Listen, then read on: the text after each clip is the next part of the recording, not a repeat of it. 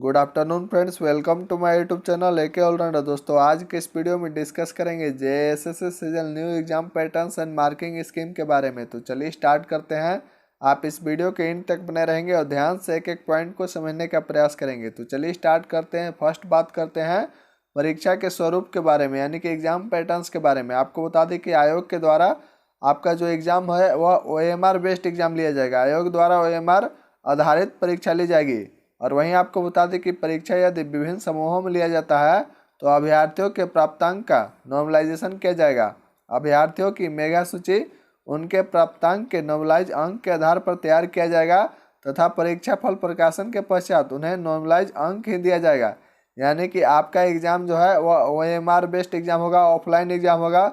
अगर आपका exam different समूह में होता है, यानी कि डिफरेंट शिफ्ट में अगर एग्जाम होता है, तो आपका जो मार्क्स है उसको नॉर्मलाइज किया जाएगा और नॉर्मलाइज मार्क्स के आधार पर ही आपको फाइनल मेरिट लिस्ट में जगह मिलेगा। और वहीं आपको बता दें कि परीक्षा का जो स्वरूप होगा उसमें पीटी और मेंस की जगह सिंगल एग्जाम होगा, मेंस एग्जाम होगा, मुख्य परीक्षा होगा। यानी कि परीक्षा एक चरण मुख्य परीक्षा में ली जाएगी। वहीं आपको बता दें कि परीक्षा में सभी प्रश्न जो होंगे वह एमसीक्यू होंगे, यानी कि मल्टीपल चॉइस क्वेश्चंस होंगे। आपको एक क्वेश्चंस के लिए 4 ऑप्शंस दिए जाएंगे, उसमें से आपको एक ऑप्शंस को सिलेक्ट करना होगा। और आपको बता दें कि एक प्रश्न का पूर्ण अंक जो होगा वह 3 होगा। प्रत्येक सही उत्तर के लिए आपको 3 अंक दिया जाएगा और प्रत्येक गलत उत्तर के लिए 1 अंक की कटौती की जाएगी, यानी कि निगेटिव मार्किंग ही होगा, याद रखेंगे। और वहीं आपको बता दें कि भाषा विषयों को छोड़कर अन्य विषयों के प्रश्न हिंदी एवं अंग्रेजी भाषा में होंगे।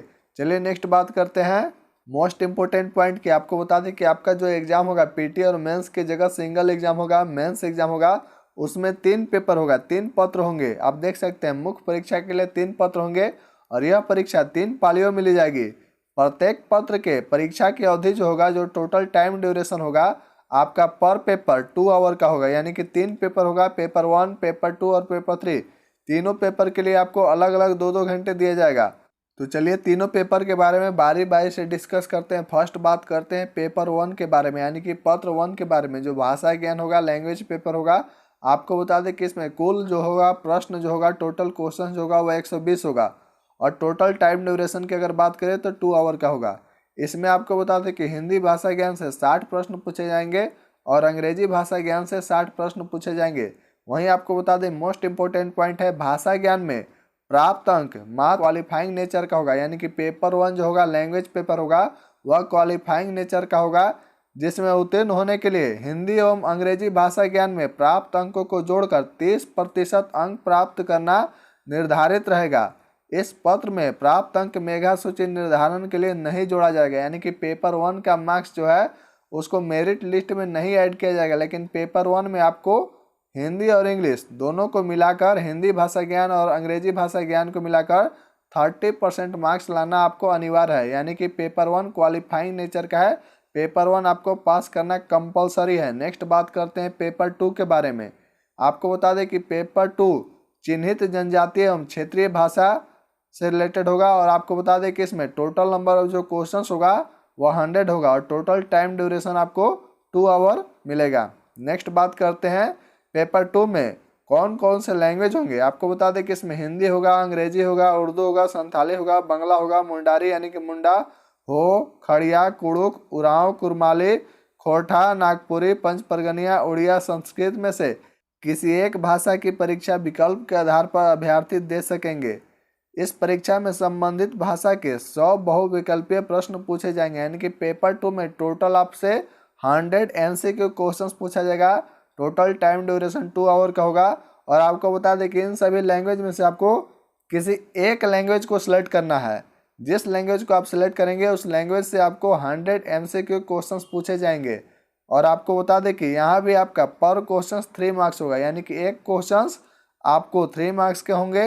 अगर एक क्वेश्चन आपका सही होगा 3 मार्क्स दिया जाएगा। एक क्वेश्चन अगर आपका रॉन्ग होगा तो 1 मार्क्स आपका डिडक्ट कर लिया जाएगा, यानी कि काट लिया जाएगा। यानी कि निगेटिव मार्किंग भी है, इसका विशेष ध्यान देंगे। वहीं आपको बता दें कि चिन्हित जनजातीय एवं क्षेत्रीय भाषा में 30% अंक प्राप्त करना अनिवार्य होगा। यानी कि पेपर 2 में भी आपको मिनिमम 30% मार्क्स लाना अनिवार्य होगा। लेकिन ध्यान रहे 30% अंक लाने से ही आपका दाल नहीं गलेगा पेपर 2 में, क्योंकि पेपर 2 का मार्क्स जो है वह मेरिट लिस्ट में ऐड होगा, इसलिए आपको पेपर 2 में अच्छा मार्क्स लाना होगा। चलिए नेक्स्ट बात करते हैं पेपर 3 के बारे में। पेपर 3 की अगर बात करें तो पत्र 3 में सामान्य ज्ञान होगा, जिसमें टोटल नंबर ऑफ क्वेश्चंस की अगर बात करें तो 150 होगा और टोटल टाइम ड्यूरेशन की अगर बात करें तो 2 आवर होगा।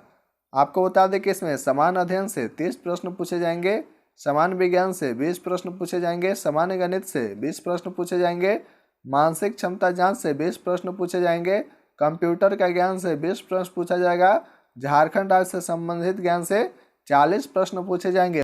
और वही मोस्ट इंपोर्टेंट पॉइंट आपको बता दें कि सामान्य ज्ञान परीक्षा में 30% अंक प्राप्त करना अनिवार्य होगा, लेकिन आपको बता दें कि सामान्य ज्ञान परीक्षा में 30% अंक प्राप्त करने से आपका दाल नहीं गलेगा, यानी कि पेपर 2 और पेपर 3 में आपको सिर्फ पास होने से काम नहीं चलेगा। पेपर 2 और पेपर 3 में आपको मार्क्स अच्छा लाना होगा ताकि आपका नाम मेरिट लिस्ट में ऊपर हो सके। याद रखेंगे, क्योंकि पेपर 2 जो है और पेपर 3 इससे आपका मेरिट लिस्ट डिसाइड होगा। पेपर 2 और पेपर 3 से आपका मेरिट लिस्ट डिसाइड होगा। पेपर 1 जो है वह क्वालिफाइंग नेचर का है, सिर्फ इसमें पास करना है, और पेपर 2 और पेपर 3 में अच्छा मार्क्स लाना है। वहीं आपको बता दें कि पेपर 1 यानी कि भाषा ज्ञान की परीक्षा में न्यूनतम अर्धांक यानी कि मिनिमम क्वालिफाइंग मार्क्स जो है वह 30% रखा गया है। इससे कम अंक प्राप्त करने वाले अभ्यर्थी नियुक्ति के लिए चयन हेतु असफल या अयोग्य माने जाएंगे, यानी कि पेपर 1 में अगर आपका 30% से कम अंक आता है तो आप असफल या अयोग्य माने जाएंगे, तथा ऐसे अभ्यर्थियों के पेपर 2 एवं पेपर 3 का मूल्यांकन नहीं किया जाएगा। यानी कि पेपर 1 में अगर आपका 30% से कम मार्क्स रहता है तो पेपर 2 और पेपर 3 का कॉपी चेक नहीं होगा, इसका आप विशेष ध्यान देंगे।